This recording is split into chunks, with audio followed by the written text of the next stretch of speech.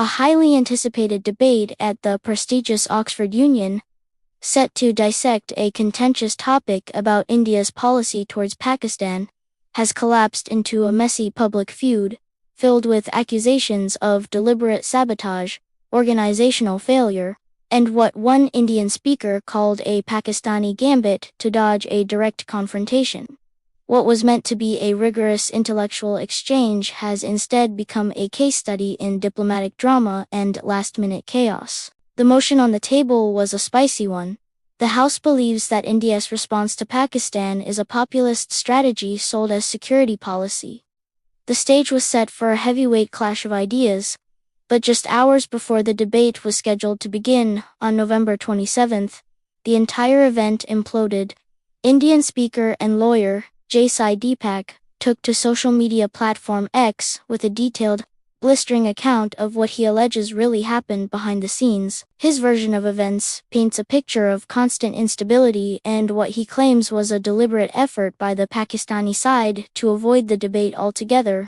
According to Deepak, the trouble started long before the scheduled date. He pointed out potential conflicts of interest within the Oxford Union's leadership itself, naming the president, Musa Harai, as allegedly being the son of Pakistan's Minister of Defense Production, and the treasurer, Raza Nazar, as also being a Pakistani national. This, he suggested, set a questionable backdrop for a debate on such a sensitive India-Pakistan issue. The first major blow came just 2 days before the event. The originally slated high-profile speakers for the Indian side, former Chief of Army Staff General M.M. Naravane and Dr. Subramanian Swamy, had to pull out due to unavoidable commitments.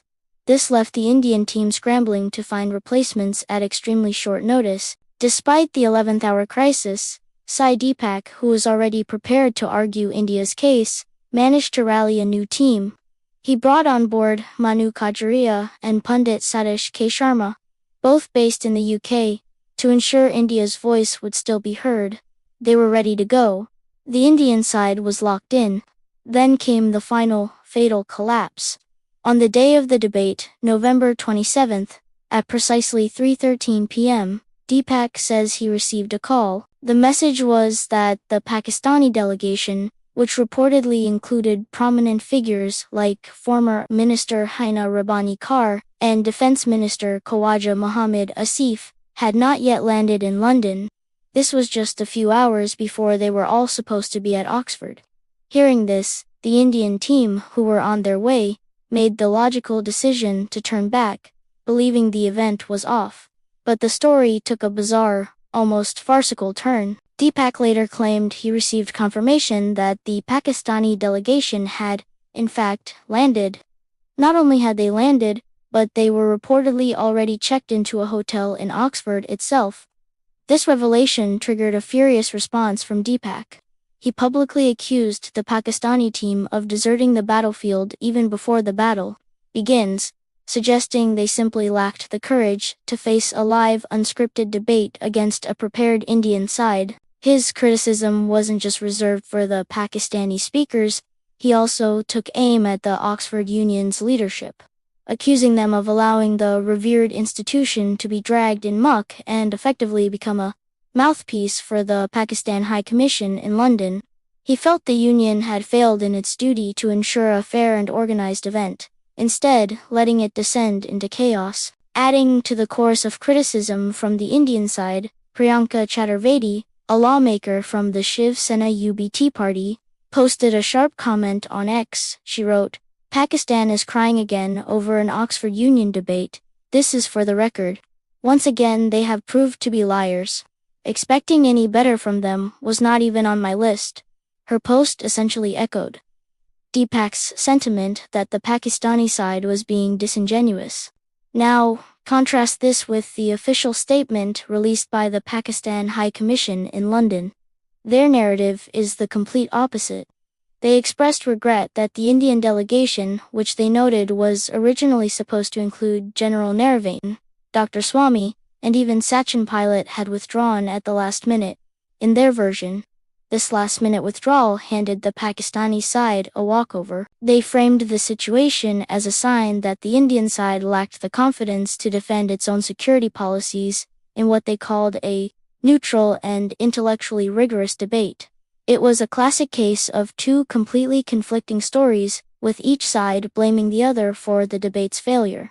So, who do you believe? On one hand, you have Sai Deepak's detailed, minute-by-minute account, filled with specific times and claims about the Pakistani delegation's whereabouts. He paints a picture of being misled and accuses the other side of a deliberate no-show. On the other hand, you have the formal, diplomatic statement from the Pakistan High Commission, which claims the Indian side backed out, effectively forfeiting the debate. The Oxford Union, a society with a legacy spanning over 200 years, known for hosting world leaders and fostering free speech, now finds itself in the middle of this international spat. The incident raises serious questions about the organizational integrity of the event. How could there be such a fundamental communication breakdown? Was the Indian side misinformed about the Pakistani team's travel plans? Or did the Pakistani team use their travel schedule as a strategic ploy to avoid the debate, as Deepak alleges? The topic itself was always going to be fiery. Accusing a nation's security policy of being mere populist strategy is a strong charge. It touches upon sensitive nerves related to national security, political motivations, and public perception, especially in the context of the long and complicated history between India and Pakistan. A proper debate could have provided a platform for a nuanced discussion, allowing both sides to present their arguments and evidence before a discerning audience. Instead, the public was left with a war of words on social media and conflicting press releases. The real loser here is intellectual discourse. An opportunity for a structured, moderated debate on a critical issue was squandered. Instead of arguments and counterarguments, we got accusations and recriminations. The battle of ideas never happened, and the battlefield simply moved to Twitter, where nuance often goes to die. This whole fiasco serves as a reminder of how difficult it can be to stage these kinds of cross-border dialogues, even in a supposedly neutral academic setting like Oxford. The deep-seated mistrust and political baggage between the two nations can easily spill over and derail even the best-laid plans. Ultimately, the truth of what happened in those crucial hours on November 27th may lie somewhere in a tangled web of miscommunication, strategic maneuvering, and perhaps a genuine organizational failure. But what is clear is that the Oxford Union debate of 2025 will be remembered not for the intellectual fireworks that could have been, but for the chaotic and embarrassing way it all fell apart. It's a story of a showdown that never was, leaving everyone involved looking a little worse off and the public no wiser. What are your thoughts on this? Who do you think is responsible for the debate's collapse? Let us know in the comments below. Thanks for watching, and if you found this breakdown interesting, please like the video and subscribe for more deep dives into current events.